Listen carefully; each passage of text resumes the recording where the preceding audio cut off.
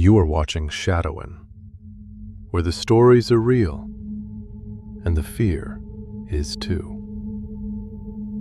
Alright, so I got this submission, and honestly, it gave me chills just reading it.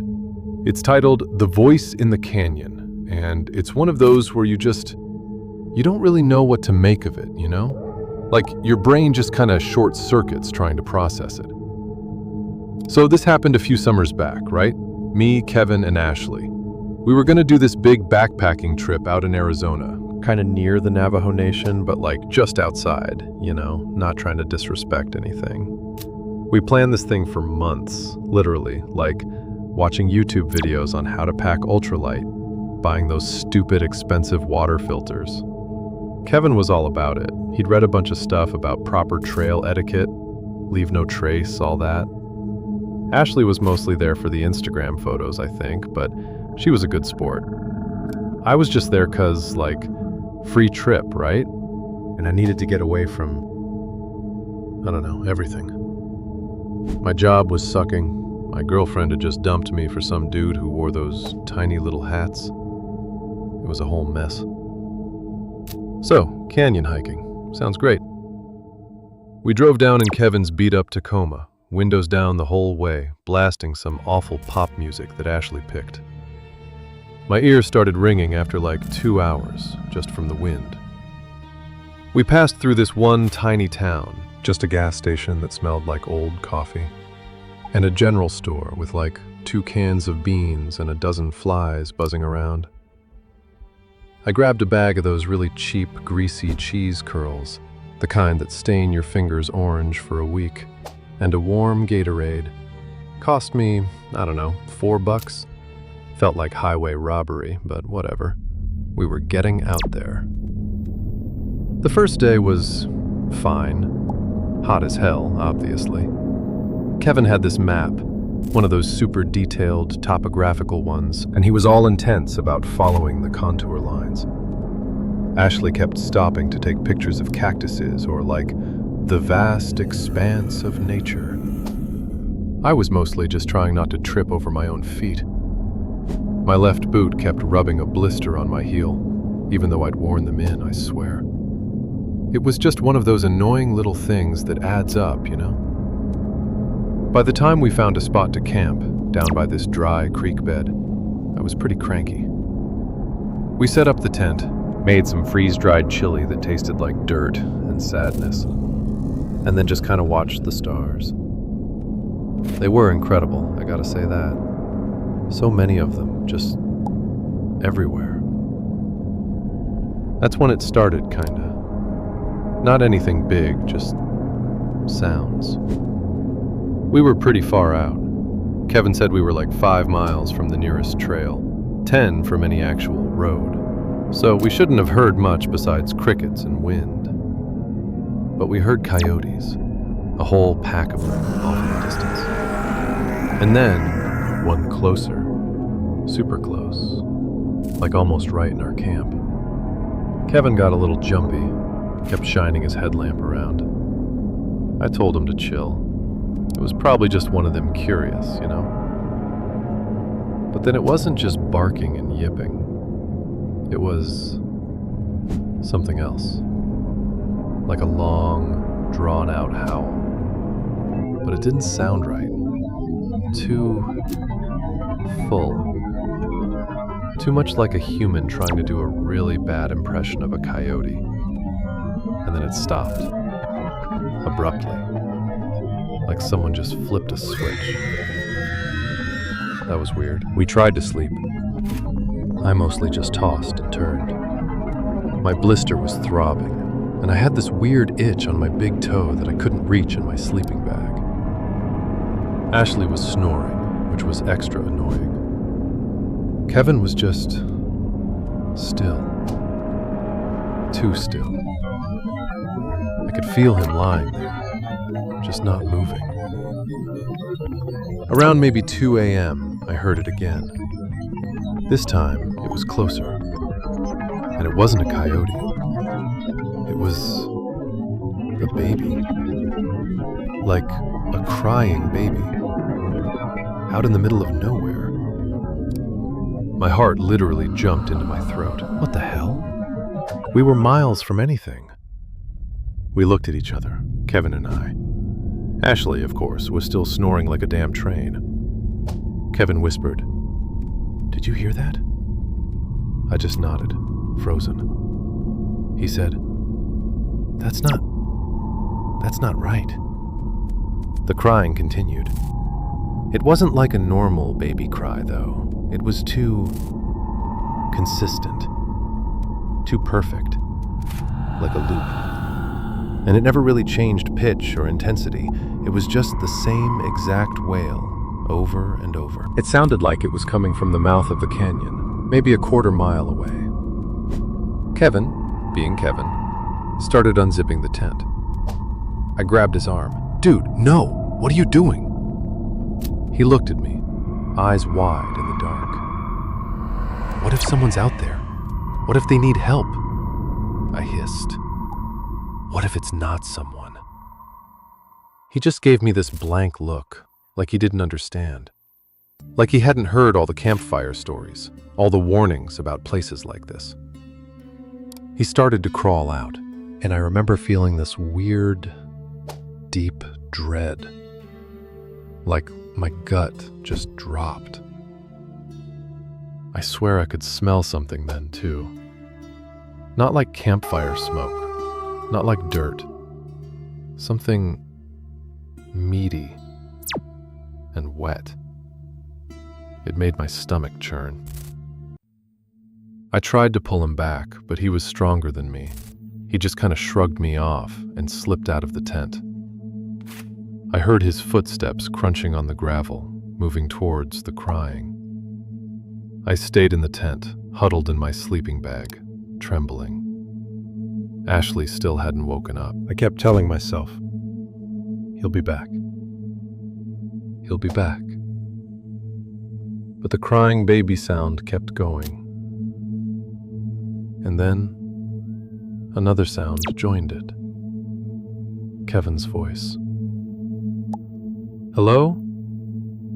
Is anyone there?" But it wasn't quite Kevin's voice.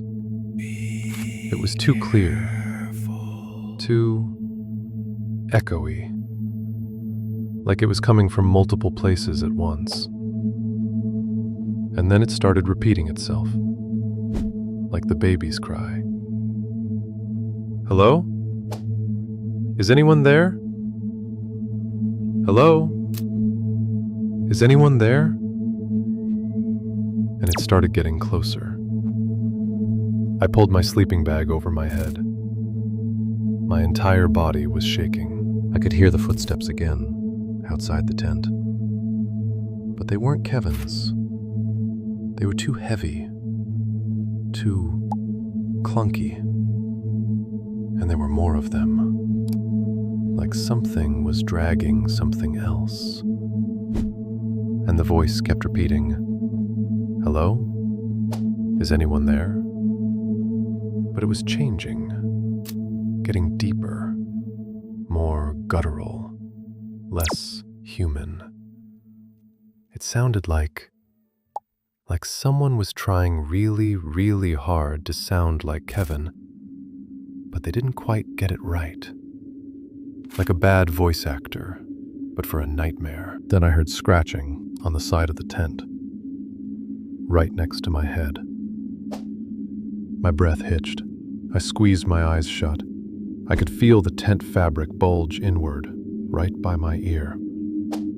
I could feel whatever it was sniffing the tent, and I could hear it breathing. It wasn't human breathing. It was too ragged, too wet. Like it had a mouthful of gravel and something else. Something, I can't even describe it. Like bone. I don't know how long I lay there. It felt like hours. The scratching, the sniffing, the wet breathing, the distorted hello all around the tent. Ashley finally stirred, mumbled something, and turned over. She didn't hear it. Or maybe she did and just decided to ignore it. I hated her for a second. Eventually, the sounds faded. Slowly. The footsteps got softer. The breathing went away. The distorted voice finally stopped. Silence again. The absolute, crushing silence of the desert night. I didn't move. I just lay there, eyes open, staring at the dark fabric of the tent. When the sun finally came up, a thin gray light, I kind of peeled myself out of the sleeping bag. My muscles were all stiff, like I'd run a marathon. Ashley was still asleep. Kevin wasn't in the tent. His sleeping bag was still there, zipped up. His backpack was there. His boots. Everything. Except Kevin. I tried to wake Ashley, but she just grumbled. I didn't even try to explain. I just grabbed my pack, grabbed my water bottle, and started walking. I left everything else. The tent, the other packs, the food. I just walked. I didn't care which direction. I just walked towards the sun. My feet were killing me, blister ripped open and bleeding, but I just kept going. I kept looking back, half expecting to see Kevin, half expecting to see whatever that thing was, shambling out of the canyon. I walked for hours, literally hours. Sun beating down, my tongue felt like sandpaper. Eventually, I stumbled onto a dirt road, and then, miraculously, a park ranger's truck pulled up. He asked if I was okay, what I was doing out there. I just stared at him. He looked confused, told me I looked like I'd seen a ghost. I just started crying. Ugly, snotty, heaving sobs. I couldn't tell him anything. I tried, but the words just wouldn't come out. It was all jumbled, all just wrong. They launched a search for Kevin and Ashley. They found the campsite, untouched. My dirty cheese curl bag was still there, crumpled. But no trace of Kevin. And no trace of Ashley. Nothing. They asked me a million questions, but I just kept repeating, the voice. It wasn't him. They eventually chalked it up to some kind of mental breakdown from dehydration and stress. My parents came and got me. I haven't been able to sleep soundly since then. Not really. Every little noise, every creak, every sound that's almost human but not quite. It just sends me into a panic. I hear crying babies sometimes, even when I know there's no baby around. And sometimes, usually when I'm just about to fall asleep, I'll hear it. Hello? Is anyone there? But it's not Kevin. It's that other thing. And it always sounds like it's right outside my window. I keep all my windows locked now. All of them. Even on the second floor. Okay, so that was a lot. I don't know what to say about that. It sits with you, doesn't it? Ugh. All right, moving on, because I gotta get through these. This next one is titled, The Night the Dogs Went Quiet. And after that last one, I'm almost scared to read it. Seriously. So this happened, I guess, maybe 4 or 5 years ago. I live out pretty far, like past where the cell service gets spotty. On a few acres, mostly woods, here in central Pennsylvania. My folks always had a place out here, so it's just kind of where I ended up. I got a couple of dogs, big German shepherds, Rex and Daisy. They're super protective, literally bark at a leaf blowing by. Wrong. Best damn guard dogs, too. Nobody messes with my property when Rex and Daisy are on watch. Usually. It was a Tuesday, I think, or maybe a Wednesday. I don't know, it was just a regular night. I'd been out in the garden all day, trying to fight back the damn bindweed, and my back was killing me. My hands were all scraped up, and I had this splinter, like deep under my thumbnail from where I grabbed a rotting fence post. It was just a general crappy day. I was watching some garbage TV, like one of those reality shows about pawn shops, and just kind of zoned out. The porch light was on, and the big floodlight out by the barn. I always leave those on. Gives me some peace of mind. The dogs were outside, as usual. They like to roam around a bit before settling down on the porch. I could hear them sometimes, sniffing around the woods line, letting out a low growl at a deer or whatever. Just normal country stuff. I had a leaky faucet in the kitchen sink, too, that was driving me absolutely insane. Drip, drip, drip. I swore I was going to fix it tomorrow, but tomorrow never really comes, you know? Around midnight, things started to get off. First, it was the sound of the crickets. They just stopped. Like someone hit a mute button on the whole damn night. And then, the dogs. Rex and Daisy. Nothing. Not a bark, not a growl, not even the faint jingle of their tags. Usually they'd be pacing, maybe a little whine, if they saw a rabbit. But just silence. That was the first thing that really got my attention. My dogs are never silent.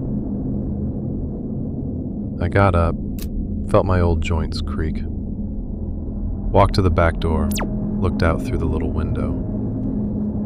The floodlight was on, casting long shadows from the trees.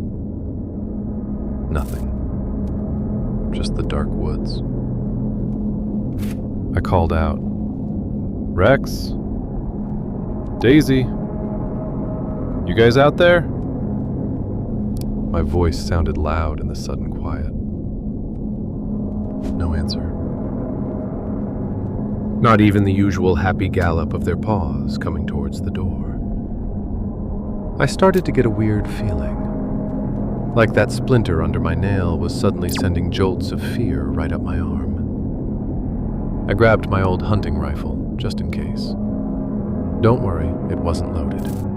I never keep it loaded inside, but just having it in my hands made me feel a tiny bit better. I opened the door, just a crack. It was cold out, even for a summer night. And the silence. It wasn't just quiet. It was like the air itself was holding its breath. It felt heavy. That's when I heard it. A sound. Off in the woods. Maybe 100 yards out. It was like a dog barking. But it was wrong. Too sharp. Too high-pitched. Almost like a yelp. But it carried this weird, echoey quality. And it was just one bark. Then silence again.